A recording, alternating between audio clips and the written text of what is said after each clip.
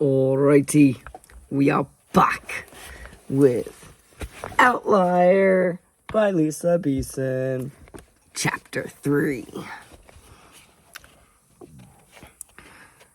As Gemma went back inside, Cam and Ari decided... I guess I'm just hopping right into it. Sorry, guys. I've just been wanting to read it. As Gemma went back inside, Cam and Ari decided to go back to the garden to explore on their own. When they were back on the gravel path, Cam nudged Ari with his elbow. Shoot, if you had told me 48 hours ago we'd be on the other side of the world, living in a manor, I would have said you were nuts. He chuckled and shook his head. Ari stuffed her hands back into the pockets of the cardigan and started kicking rocks on the path. I'm so sorry, Cam. It's all my fault you had to leave everything behind. A fresh wave of guilt washed over her as she thought about what Adam had said in his dream. Cam looked over at her like she was being dumb. If you apologize one more time about something you have no control over, I'll duct tape you to the wall. Upside down. With your finger up your nose. Ari gave him a sideways glance and a wry smile, knowing he was talking about the other time she apologized on the train when the suits first started chasing them. I mean it. It'll be very embarrassing for you, he said with that impish grin of his. But seriously, sometimes things just happen the way they happen. You can waste your time looking back and fighting it, or you can try to enjoy the ride and see where life takes you. Ari looked up at her friend, who was now more like a brother. He always had a weird way of making her feel better. Thanks, Cam. That almost sounded profound, she teased. Yeah, well, I'm thinking of writing a book. Almost profound thoughts from a vaguely wise person, he retorted, and they both laughed. They turned a corner and saw the remnants of a stone wall with an open doorway that led into what looked like a secret garden, huddled in some kind of old great hall.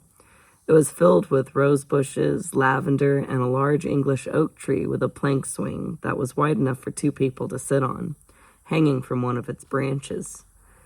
It was a quiet and secluded place, so they immediately claimed it as their own secret hangout space.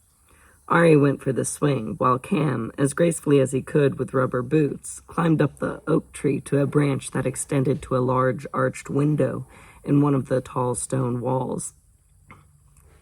He balanced on the branch and leaped over to the wide window ledge, taking in the view beyond. Whoa, Pipes, you gotta see this, he called down to her. Not so trusting in her own rubber boot tree climbing skills, she took them off and scaled the tree in just her socks, and scrambled over to Cam on the window ledge. The view was breathtaking. The sun broke through the clouds in bright streaks of light that illuminated a small village in a valley, nestled between emerald green rolling hills. It looked like an illustration in a children's storybook. There's an old church... Oh, sorry. I wonder if I can lean this against here. I can, without it falling over. Look, there's an old church with a graveyard on that hill, he said, pointing halfway between the village and Ardamir. Ari focused where he pointed, and suddenly her vision zoomed into the graveyard. It was so close she felt like she was standing in the middle of the grounds. She could even read the inscriptions on some of the weathered tombstones. But it's at least a mile or two away. The abrupt change in perspective was too much for her inner balance to handle. She gasped in panic and blindly grabbed for Cam's arm. Fiercely clutching onto Cam reminded her that she was actually on the ledge of a very high window and not in a graveyard far away. What is it? What's the matter? Cam asked worriedly as he held on to her, making sure she didn't fall. Vertigo, I guess, she muttered. She looked up from the tombstones to the ancient church, straight through the wall of the church to the empty pews inside. Holy crap! I must have picked up your vision when I amped you so much yesterday morning. How do I make it stop? She felt like she had binoculars stuck to her eyeballs and couldn't zoom back out. Whoa, for real? Cam, please, I think I'm going to be sick. It was disorienting, having her senses tell her two different things. Okay, It's hard to explain how to do something you've always just done. Let me think, he said as he continued to hold on to her and help her feel secure. Okay, try closing your eyes and opening them again.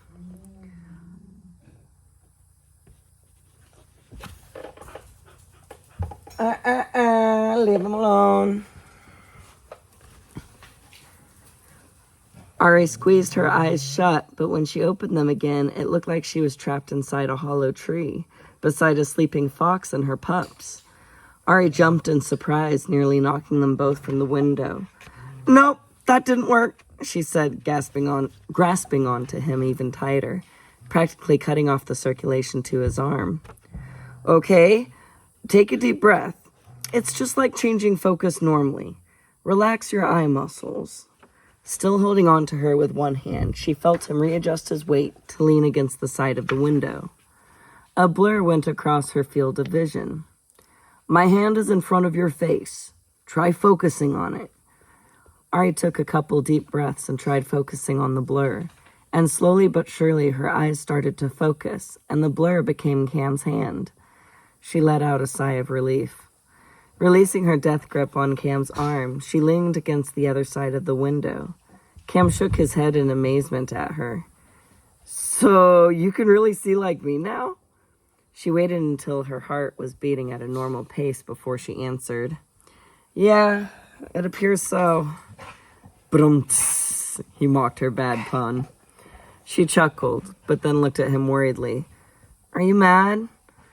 Whenever she learned someone's ability, it always felt like she was stealing something that made that person unique. Cam looked at her in disbelief. Are you kidding?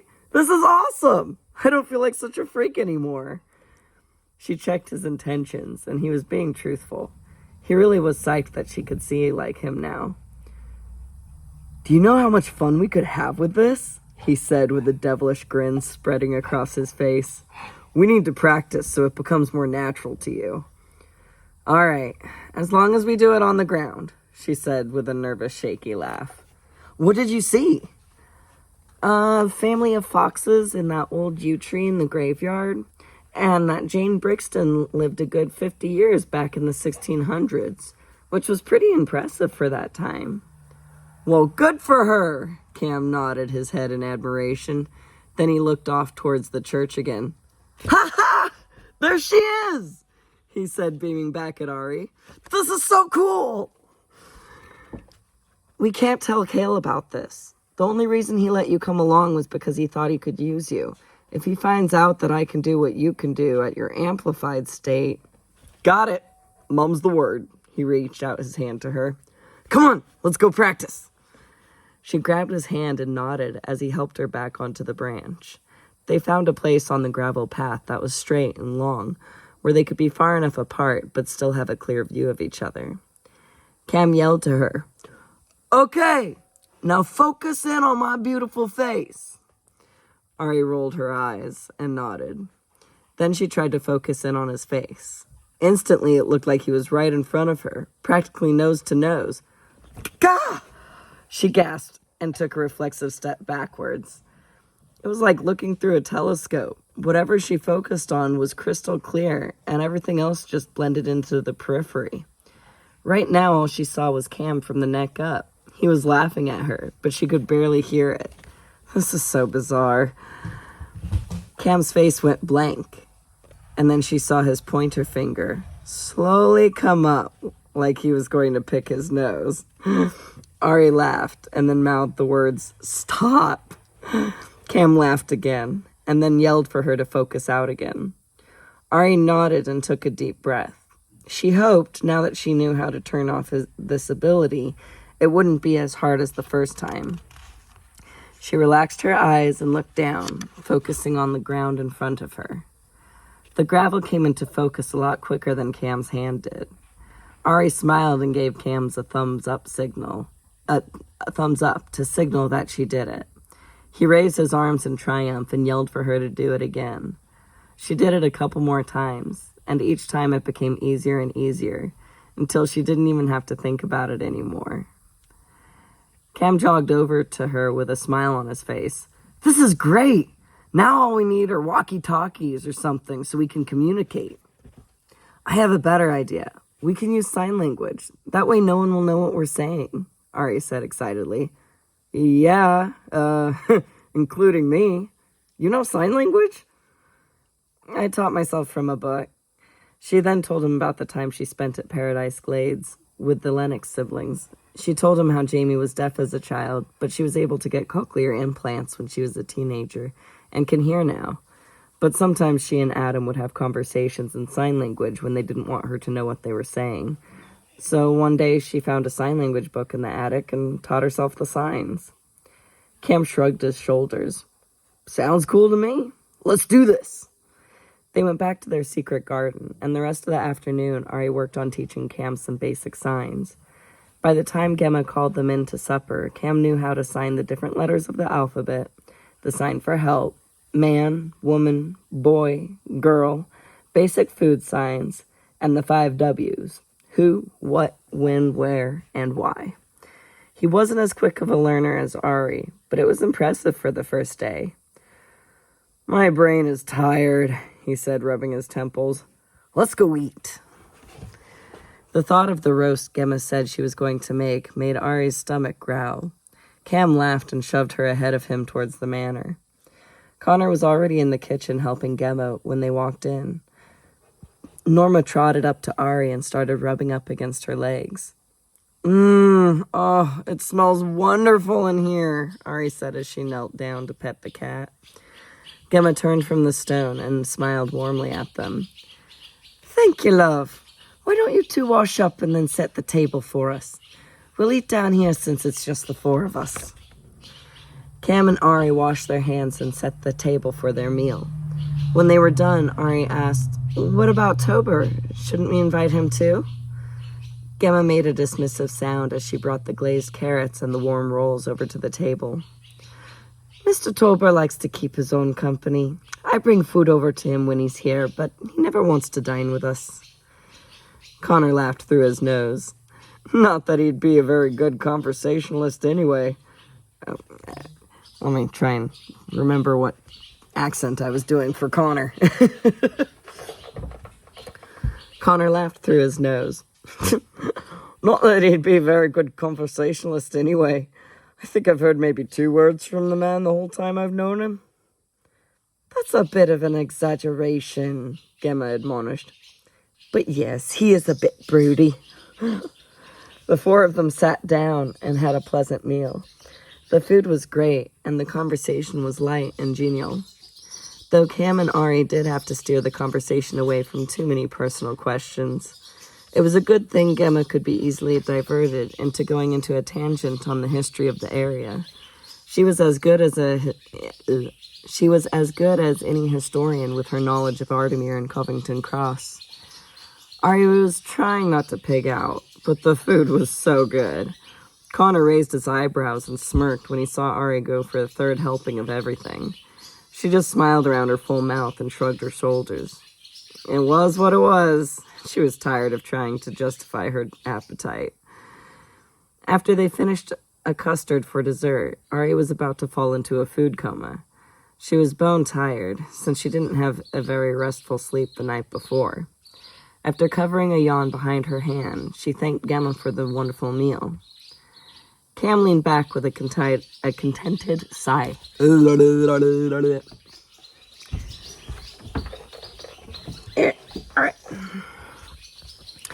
Cam leaned back with a contented sigh. If you keep feeding us like this, we'll start looking like that blueberry girl from Willy Wonka in no time. You'll have to roll us around the place. Gemma stood up and squeezed his shoulder.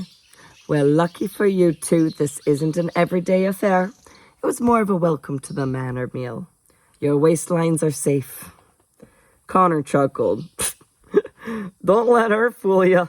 The woman loves to cook, and I didn't have this, he said, placing his hands on the slight softness around his middle, before I started working here. He winked at Gemma, and then got up to help her clean. Ari offered to help after another jaw-breaking yawn, but Gemma... Now I'm gonna yawn. But Gemma shooed her out of the kitchen and told her to go to bed. The next day, Cale still hadn't returned. It was gray and rainy outside, so Ari and Cam decided to check out the old nursery that Jerry had turned into a den. It was a pretty big space, but it looked like it hadn't been touched since the early 90s. The walls had been painted hunter green, and on one side of the room was a comfy-looking couch, some beanbags by the fireplace, and a boxy TV on a small table. The built-in bookcases on either side of the fireplace were filled with old VHS movies from the 80s and Nintendo NES game cartridges. The left side of the room had a foosball table, an old Star Wars pinball machine, and stacks of old board games. Not exactly current, but it would do. They spent the day playing games, watching 80s cult classic movies, and practicing more sign language. And that was the end of Chapter 3. Let me see. Oh, but Chapter 4, because it's, well, you'll see why, is only 2 pages. So that was Chapter 3, and we're going to go ahead and move into Chapter 4.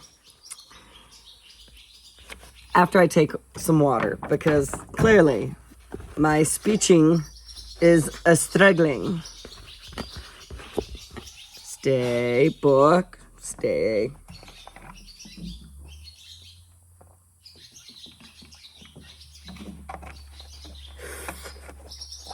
Okay. Chapter 4. Zachary Brandt nervously sipped his bitter coffee at a table by himself in the back of a subpar coffee shop. Say that 5 times fast.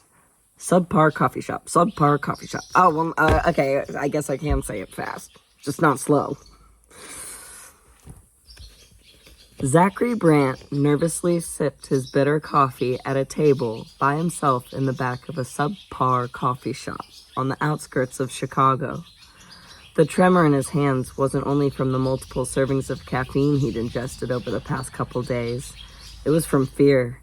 He had failed to bring the girl to Anaximander, and now there was bound to be consequences. These weren't people you wanted to disappoint. So far, he'd been able to stay under the radar,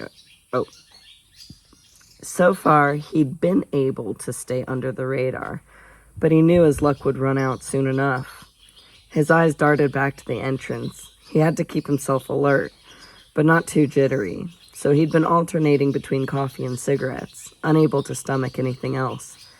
The fear and paranoia were like an animal in his stomach trying to claw its way out. He flicked his greasy hair out of his eyes and checked his trench coat pocket to see if he had any cigarettes left. He brought out the crumpled package and heard the single cigarette rattling around inside. Damn, last one. He got up to go out to the alley beside the coffee shop. Keeping his eyes down, he made his way towards the door. He could almost feel the patrons' judging stares crawl over him as he passed by. It galled him when people stared. He had to tamp down the itch to just burn the place to the ground as he pushed the door open. Why can't people just mind their own business and leave me alone? Turning the corner into the alley, making sure no one was following him, he went behind the dumpsters and took out his last cigarette. With another quick scan to see if anyone was watching, he placed the cigarette between his lips and made a small flame between his thumb and forefinger and lit the end. Pulling a long, satisfying drag, he shook his hand to let the flame dissipate. Zachary didn't know what he was going to do now. He had spent most of his cash paying for the dumpy motel he'd been staying at the past couple nights.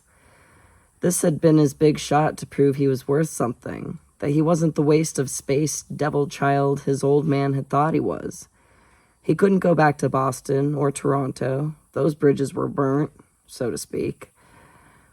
Maybe I could hitch my way out to California or Mexico and just start over. Rage pulsed through him. It wasn't fair he had to go on the run. Anaximander had promised that he wouldn't have to live in the shadows anymore. He would be a god amongst men. No one would look down on him again.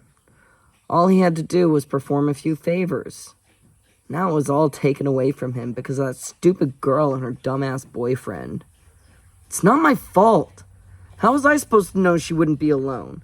And they could climb up buildings like effing spider monkeys. Zachary savored every puff of his last smoke, letting the nicotine soothe his itchy nerves. When there was practically nothing left, he flicked the butt onto the ground, pushed off from the wall, and came out from behind the dumpster. His heart jumped into his throat when he saw 3 suited men blocking the entrance to the alley. Frantically looking for another exit and finding none, dread pulled at him like a weight around his neck. The man in the middle stepped forward. Alexander is very disappointed in you, Mr. Brandt. Zachary held up his hands as if to hold them off and tried to reason with them. Look, I said exactly what I was told to say. She turned me down, so I winged it, and I was going to take her by force, but that stupid oaf she was with pushed my buttons, and I lost my temper. Your lack of self-control scared her off and forced our hand. Alexander wants you to visit the facility for a while. Maybe then you'll understand how important this matter is. Fear gripped Zachary's heart like a vice. He had been told about the facility, and how it was for people whose minds needed to be enlightened to the cause. It wasn't a place he ever wanted to visit. I don't need to go there. Please, give me another chance. I just need more time. Sorry, Mr. Brandt. Time is up. All 3 men aimed tranquilizer guns at him. Zachary held out both hands, producing a fireball in each. But before he could throw them, one of the men's darts hit him in the neck. He blacked out before he hit the ground. And that was chapter 4! Those were quick little chapters there. We'll go ahead and end this, and I'll probably go right on to chapter 5, because I just want to read it, and that's what we're going to do. I'm neglecting all of my other YouTube channels because I want to read this book. That just shows you that you should join us, because that's how good the book is. And you should buy the book and read it yourself, because that's how good it is. You just should have every form of it. Yeah. Okay. That was chapter 3 and 4. I don't know. I feel weird. I feel like that was quick. Quick. I don't know what to do now. I guess I'll just say peace.